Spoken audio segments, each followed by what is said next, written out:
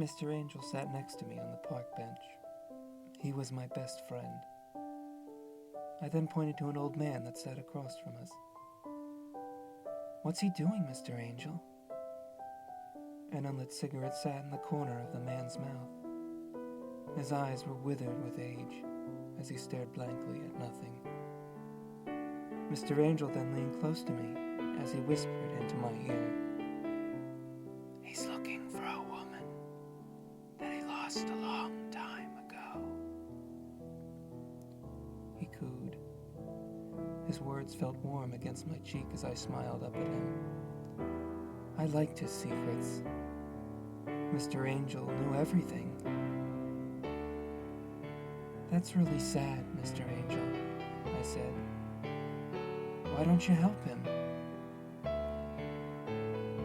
I couldn't see it since he didn't have a mouth, but somehow I knew he was smiling. He got up and walked silently over to the old man and set a single bony finger in the center of his chest, before he turned away and took a seat next to me once more. I then tugged on the black shroud that he always wore. "What did you do, Mr. Angel?" I asked. I could hear Mr. Angel sigh tiredly as he leaned against the scythe that he always carried. "I sent him back to his woman." His voice rasped. "I took her a very long time ago, and she was getting very lonely." I then looked back at the old man. He was now hunched over as he clutched painfully at his heart. His face was writhing in pain, and I could hear him wheeze as he fought for breath. "Mr. Angel, what did you do?" I cried. "That doesn't look like it's helping him." But Mr. Angel just sat silently as he watched the man suffer. I made tiny fists and tried to pound pathetically on his shoulders, but all I found was empty, cold air. A tear began to crawl down my cheek. "Mr. Angel!" I screamed. "Mr. Angel, come back!" The tears dropped below my eyes as I buried my head into my lap and wept. I turned and looked at the old man's body.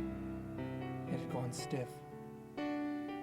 But now his face didn't look like it was seized and shot tight. He was no longer desperately clutching at his chest. He was lying on his back with his hands set neatly against his heart.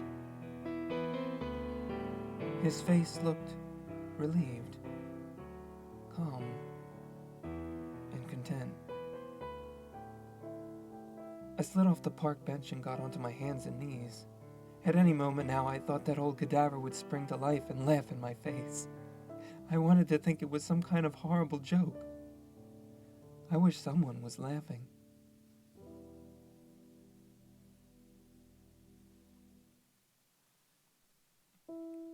But all I heard was the peace that follows after someone has moved on. I loomed over the body as a teardrop landed on its skin. I didn't know what to do. "Please," I pleaded. "Get up! Please, get up!" I shook at his shoulder. Nothing. "Get up!" I rested my palm alongside the man's hands. Still nothing. No heartbeat. "The old man is where he should be now," I heard an old familiar voice coo beside me. "He's happy," his words whistling against my skin.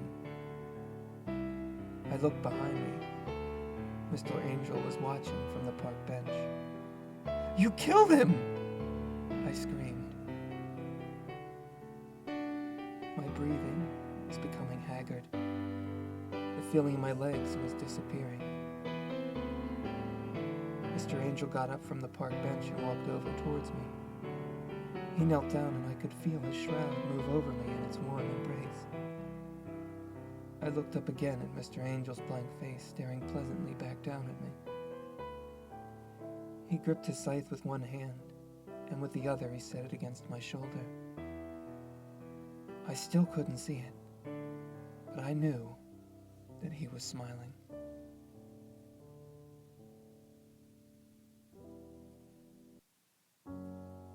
"Death," I said to him, my voice becoming hoarse as I choked down a few tears.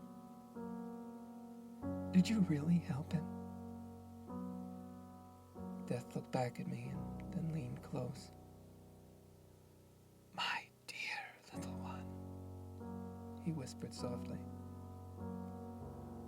"Death can be a great many things. Death can be hard. Death can be painful. Death will someday be at your heels. But never forget, the best thing to do when death greets you is to embrace him as a friend." He pulled me closer to him. I could feel his shroud slowly wrapping around me. It felt somehow warm and cozy. It was good to be close to death. "Now, don't call me death. I'm an angel, remember?" I laughed at him and I wiped a tear away. "That's because you bring people to heaven, right?" He could only nod. "Mr. Angel," I said to him, "you're my best friend, right?" Then my breathing stopped, and his smile was gone, and his shroud felt cold as it caressed my skin. "Yes," Death rasped.